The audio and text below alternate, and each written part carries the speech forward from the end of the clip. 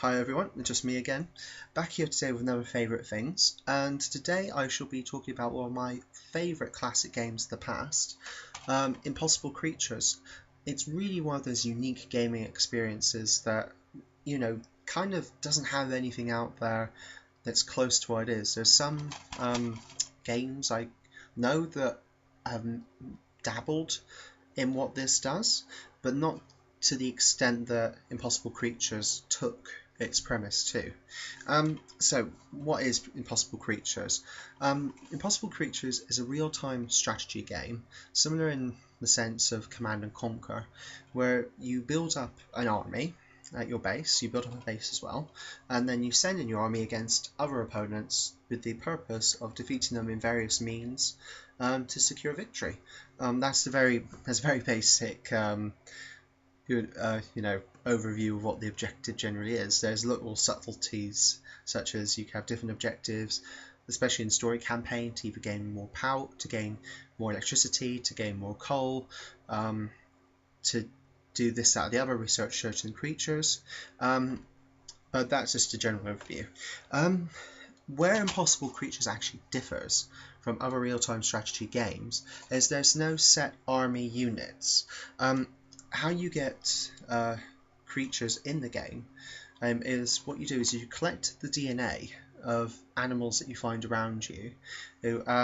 I believe there's 50 creatures in the actual game, and you could gain more additional creatures through downloadable content, up to about 75. And what it is, you can literally take any of those creatures that you gain the DNA from, such as a wolf, a bear, an eagle, an insect of some variety, like a bee. You can take those creatures and you can combine them with any other creature you got the DNA for, and then mix and match the body parts to create your ideal combat creature. As the box says on the back, with just 50 creatures alone, there's over 40,000 possible configurations. Just literally, it's insane. And just how many combinations you can get from swapping out different arms and different legs. It does create a Frankenstein-like army of creatures then under your command, but the sheer variety of strategy abilities is phenomenal at the end of the day, and this is what makes Impossible Creatures such an interesting gaming experience. I've read some reviews by other people about Impossible Creatures. I do understand their points at the end of the day, and I do agree with some of them.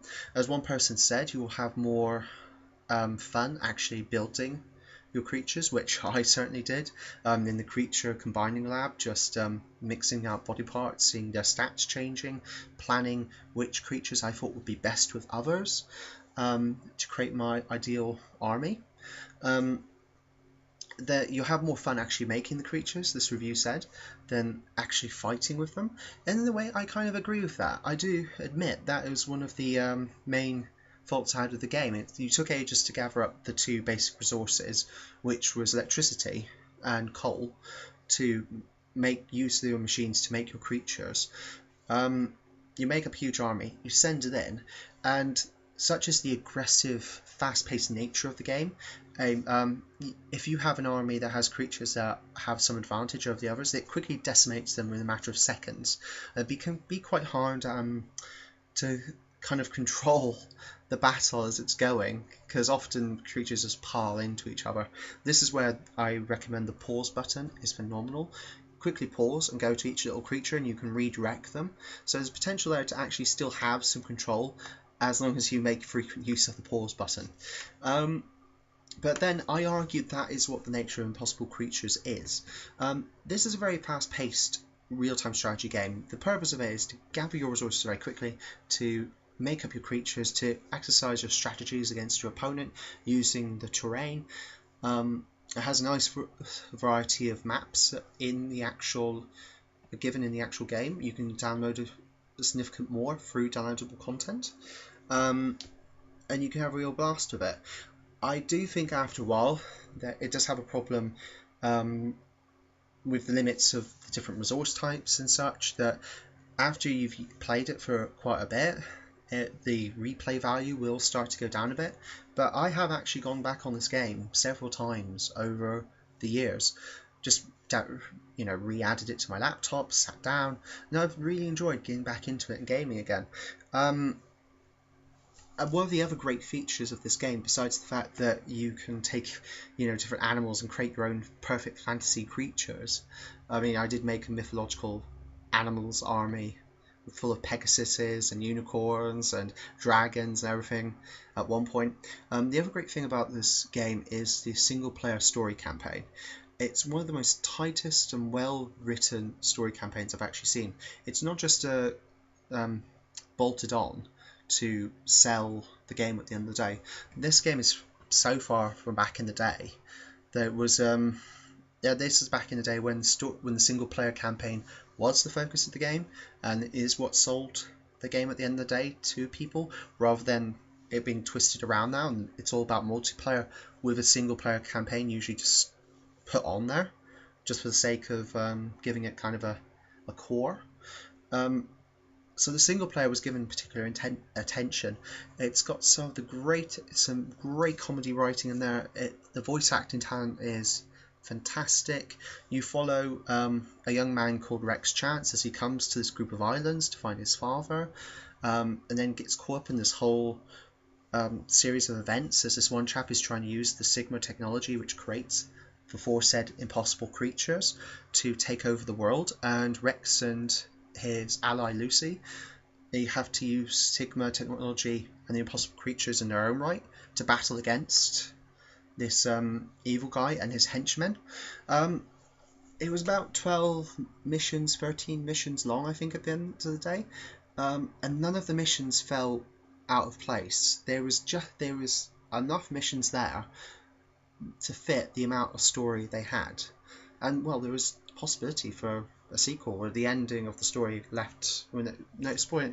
Trying to do no spoilers here, but the end of the story left it a bit ambiguous, and so there could be the possibility of a sequel tacked onto the end of it. But the single player was fantastic, great comedy writing, great situations. It wasn't just about you defeating your opponents in the enemy bases. There was things of area control, resource gathering, specific objectives that were to be had. So no mission felt basically out of place at the end of the day, or just a filler mission in between story, missions that were a necessity to the story. And a couple of missions were really hard. Even today, knowing what the missions are about, knowing what they all are, I still have difficulty with some of the missions, completing them, because just the nature of them, how fast your enemy then reacts and attacks you, you've got to be quite on the ball.